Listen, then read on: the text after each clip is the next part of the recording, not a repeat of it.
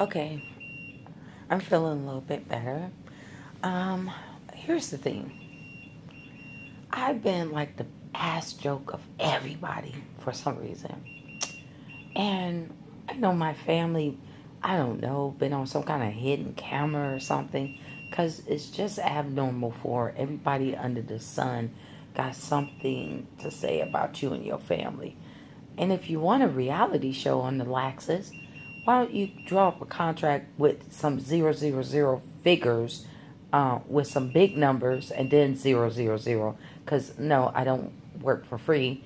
And I know, ha ha ha ha ha, yeah, I'll stop being broke then. But here's the thing, in all reality, if you ain't wealthy and if you ain't rich, you yourself that's sitting up there talking about somebody being broke, you're only one paycheck away from being broke yourself and homeless. And so let's look at this from an adult perspective and cut all the bullshit out. Because some of these young people, if you ain't really kicking it all by yourself and you got your mama and daddy as a crutch still, this conversation is not for you. We're talking about people that's actually left mom and dad house and they have really entered the real world and they have really learned what it's like to work a job and still trying to balance their bills in their apartment and still find themselves one paycheck away from being homeless or in somebody's shelter or in their car or in a hotel. Now, because I've been up and down in this thing, I can evaluate my own life in this homeless thing. And I evaluate my life as, damn, I worked as a CNA, I worked in the office, I worked for all kind of temp service because I had to raise 4 kids. And it's like, damn, one moment I could be doing good in the working. And besides my post-traumatic stress and anxiety before that got worse on me, it was like I stayed working. I was a workaholic. If anything was my bad habit, it was the love for money. Because I work. And it's like, but then there comes a peak where spiral back down, and you find yourself back in the same homeless situation. And it had nothing to do with you not wanting to work because I hustle. Everybody know I'm a hustler. I'll hustle my hair braiding or whatever. So I hustle in order to make money or get some money. So that's not the answer. That's not even the key. You find yourself back into somebody homeless shelter again. So how, from a homeless person, because here's the thing about the dang politician and all the people that's making all this so-called smart ass decision for the homeless. Here's the thing. Why don't you listen to the homeless people? You're so caught up in thinking that everybody is so poured out on drugs and so mentally ill that they cannot think and speak for themselves as a homeless person, that you keep on making these fucked up ass choices and decisions for the homeless people. Or maybe it's just for profit only. Maybe you don't want to end the cycle of homeless because it's bringing in a lot of money. But if you're really serious, you look around America, for one thing, there's all kind of abandoned houses.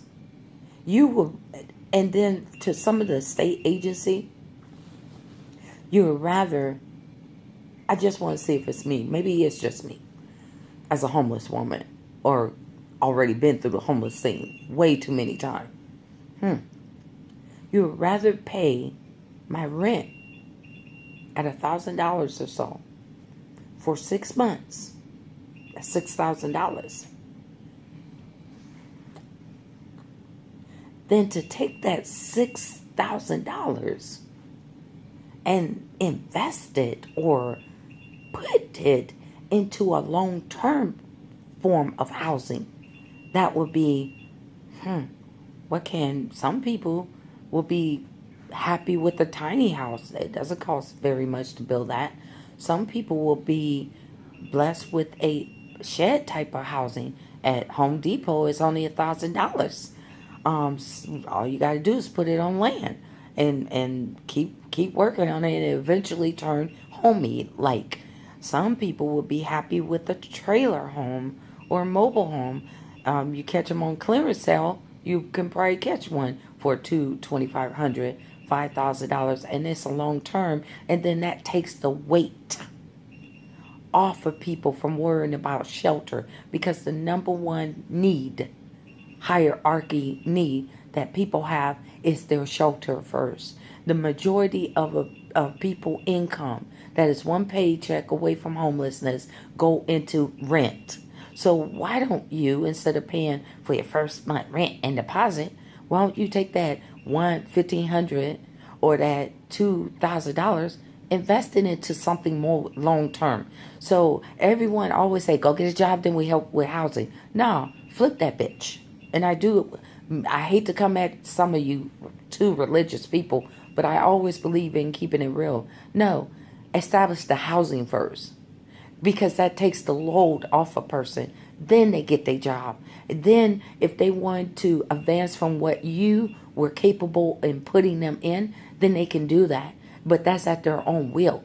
But as far as taking $1,000, $1,500, $2,000, and if you really want to help homeless people really get off the street and with their housing, instead of your own selfish desire or sticking them into 6 months program that they really don't need, but it benefits your organization and it put money in your pocket and it pays for your $100,000 home mortgage bill, then if you ain't on that level and you really serious about helping people, you don't like to see people on the street, you wouldn't want to see your mama, your daughter, or your kids out on the streets, then why don't you look at some of those Home Depot kind of shed like, but they look like homes?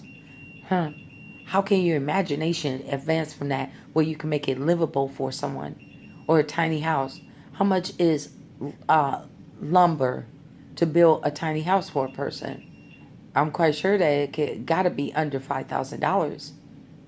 You know, how much will it cost to buy $1,000 piece of land for someone and a home on it? That's it, and you don't have to worry about homelessness no more.